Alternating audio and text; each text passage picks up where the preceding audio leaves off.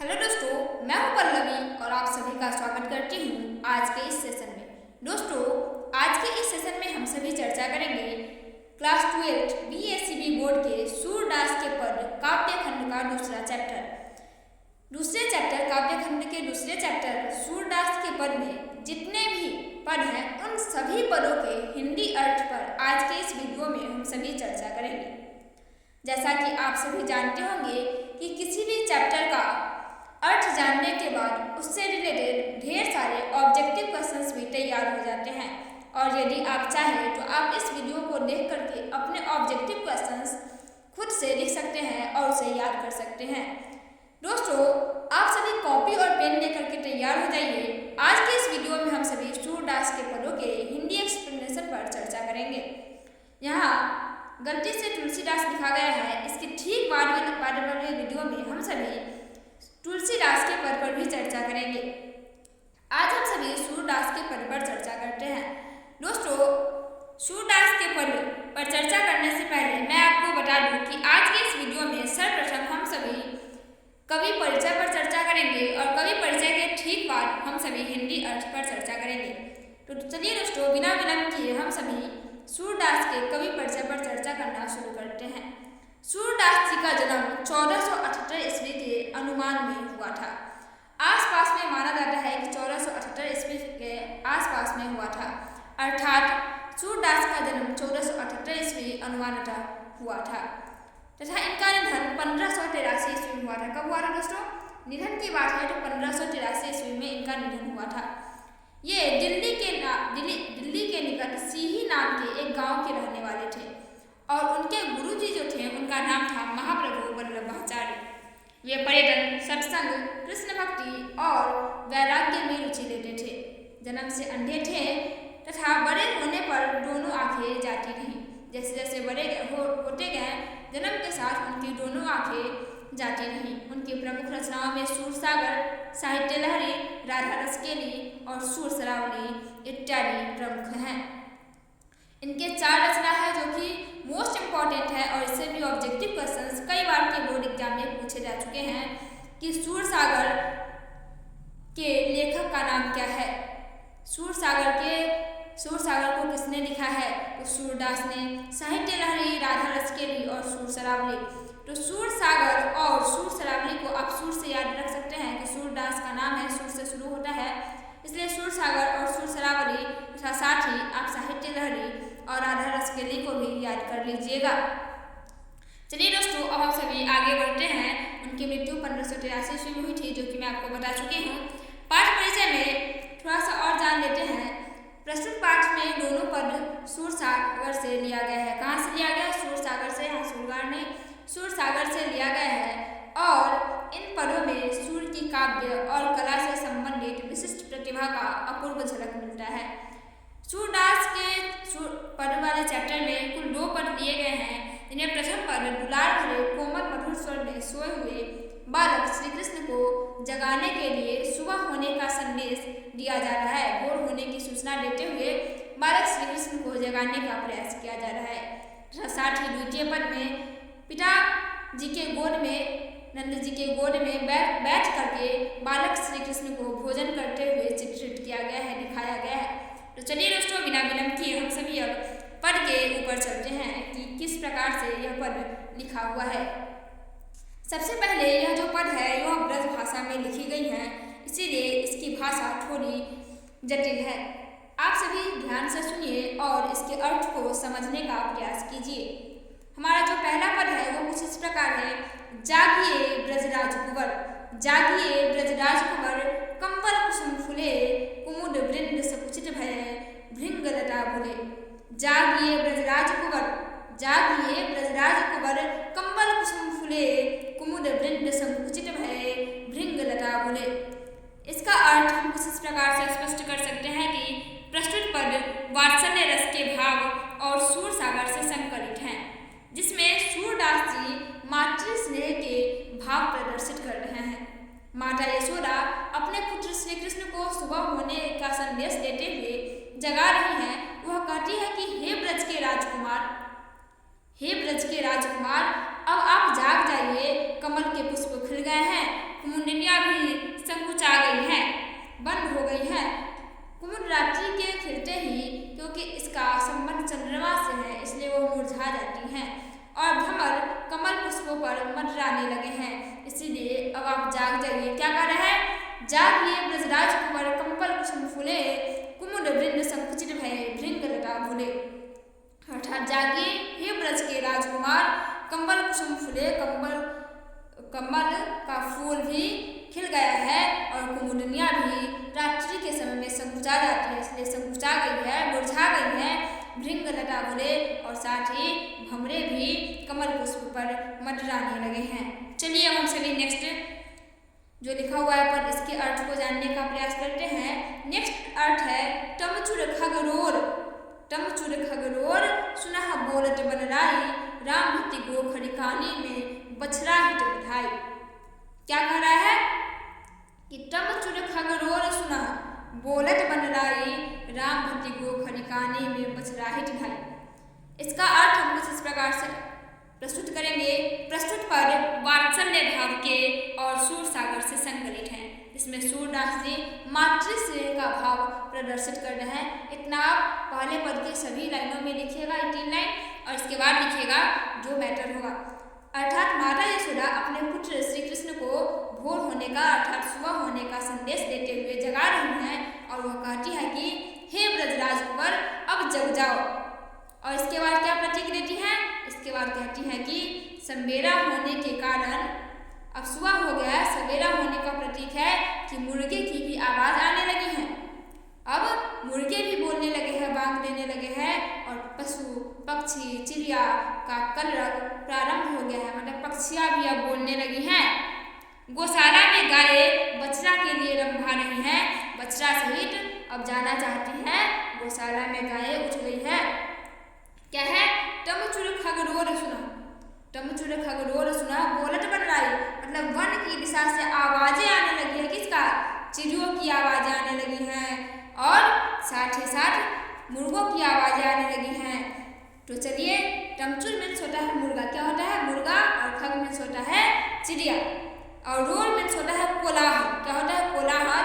और बनराई मतलब वन, मतलब जहाँ पेड़ पौधे की संख्या अधिक हो वहाँ से वन की दिशा से आवाजें आने लगी हैं, मुर्गा बोलने लगी हैं, चिड़ियाएँ बोलने लगी हैं। सुनह बोलत बनराई, अब इस आवाज़ को सुनिए और हे कृष्ण, हे ब्रजराज कुंवर अब चलिए, हे ब्रज के राजकुमार अब उठ जाइए, अब भोर हो गई हैं। राम भक्ति गो खरिकानी में बछड़ा हिट ढाई। राम भक्ति गो खरिकानी में बछड़ा हिट ढाई। खरिकानी का मतलब क्या होता है? बारे में, मतलब जिसको हम लोग बारी बोलते हैं, खरिकानी।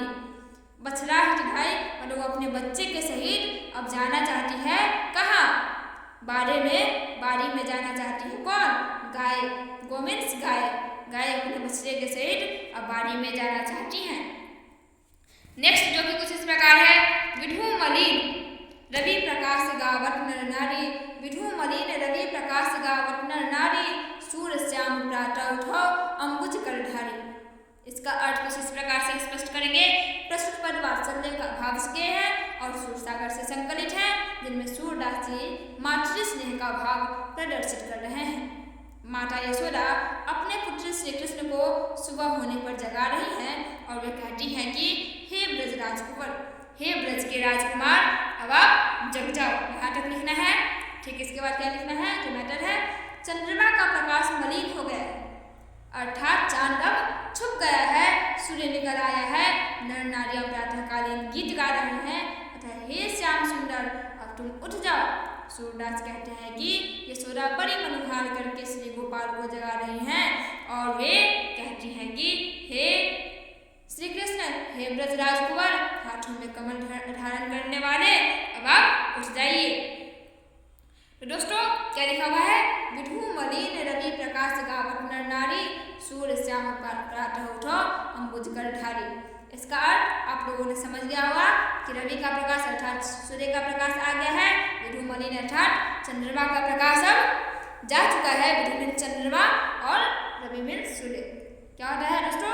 विधु मीन्स चंद्रमा और रवि मीन्स सूर्य। रवि मीन्स सूर्य, मतलब सूर्य का प्रकाश अब आ गया है और रवि का प्रकाश अब आ गया है और चंद्रमा का प्रकाश अब मलिन हो गया है। इसलिए अब नर नारी भी सुबह उठने वाला गाना गा रही है। जैसे कि गाना है, उठ जाग मुसाफिर भोर भयो, अब रैन कहाँ जो सोवत है, जो सोवत है सो खोवत है, जो जागत है सो पावत है। इस प्रकार से गाना कौन गा रही है? नर नारी गाना गा रही है। सुर श्याम प्रातः उठो अम्बुज करधारी, अब उठिए हे कमल को धारण करने वाले श्री कृष्ण। अब नेक्स्ट जो लाइन है दूसरे पद का लाइन है, पहले पद का लाइन यहाँ समाप्त होता है। क्या क्या था? जागिए ब्रजराज कुंवर कंबल कुसुम फूले, कुमुद वृंद संकुचित भय भृंग लता भूले, टमचुर खगरोध सुनहु बोलत बनराई, राम भट्टी गोखरी कानी में बछरा हित ढाई। विधु मलिन रवि प्रकाश गावत नर नारी, सूर्य श्याम प्रातः उठो अम्बुज करधारी। यहाँ तक जो पहला पद है अब यह समाप्त होता है सूरदास जी का। अब हम सभी दूसरे पद पर चर्चा करेंगे। दूसरा पद कुछ इस प्रकार है कि जेमट श्याम नंद की कन्या, जेमट श्याम नंद की कन्या, कछुक का हाथ कछु धरन गिरावट, छवि निरखटी नंदनिया। क्या है? जेवट श्याम नंद की कन्या, जेवट श्याम नंद की कन्या, कछुक खाट कछु धरन गिरावट, छवि निरखटी नंदनिया। इसका अर्थ हम किस प्रकार से स्पष्ट करेंगे, चलिए चर्चा करते हैं।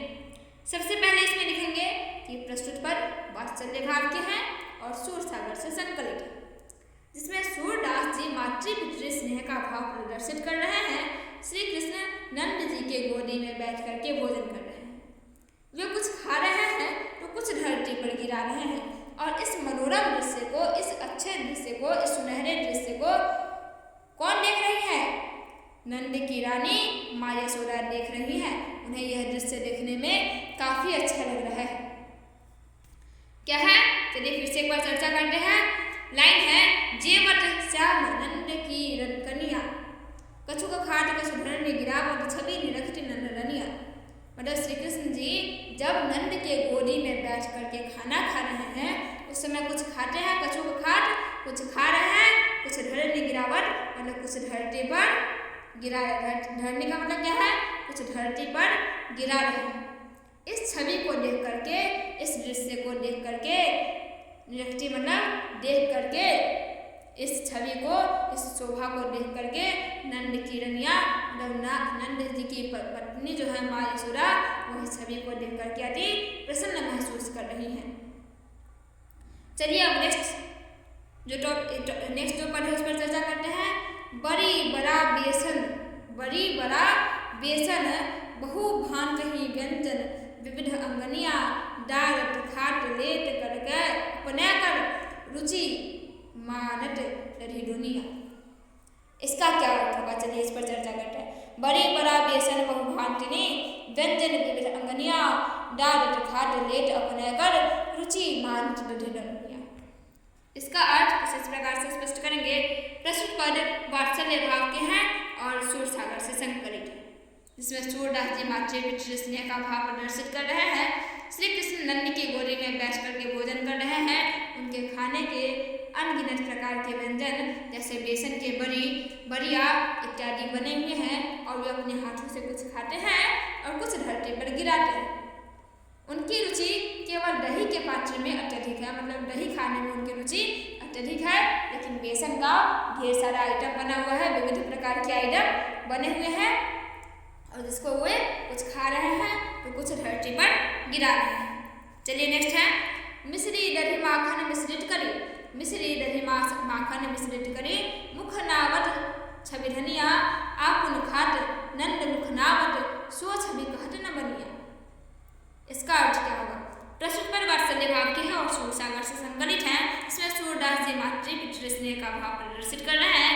श्री कृष्ण नंद के गोदी में बैठकर भोजन कर रहे हैं। उन्हें दही अधिक खाना पसंद है, इस बात को मैं चर्चा कर चुकी थी।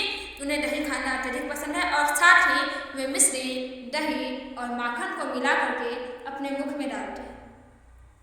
यह मनोरम दृश्य देख करके माँ यशोदा धन्य हो जाती है, और वे खुद भी खाते हैं और कुछ नंद जी के मुंह में भी डालते हैं।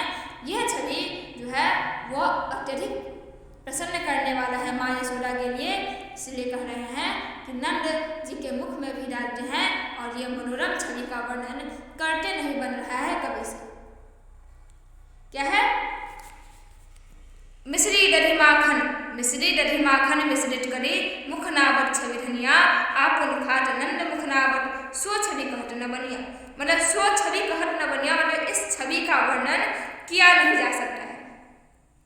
आपुन खाट कुछ अपने खा रहे हैं, नंद मुख नावत कुछ नंद जी के मुख में खिला रहे हैं, सो छवि कहत न बनिया, इस छवि को कहते नहीं बन रहा है, अर्थात इस छवि का वर्णन करना अत्यधिक कठिन है। चलिए अब नेक्स्ट पर चर्चा करते हैं। जो रस नंद जसोदा बिलसत सो नहीं तिहु भुवनिया भोजन करी नंद अचमन लीन्ह मांगत सूर जुटनिया। क्या है? सो रस नंद जसोदा बिलसत सो नहीं तिहु भुवनिया भोजन करी नंद अचमन लीन्ह मांगत सूर जुटनिया। इसका अर्थ होगा कि प्रस्तुत पद वात्सल्य भाव के हैं और सूरसागर से संकलित है। इसमें सूरदास जी मातृपितृ स्नेह का भाव प्रदर्शित कर रहे हैं। श्री कृष्ण नंद के गोद में बैठकर भोजन कर रहे हैं। इस दिव्य क्षण का जो आनंद है वो नंद और यशोदा को मिल रहा है। यह तीनों लोगों में किसी को भी प्राप्त नहीं हो सकता, यह केवल नंद और यशोदा जी को ही मिल रहा है।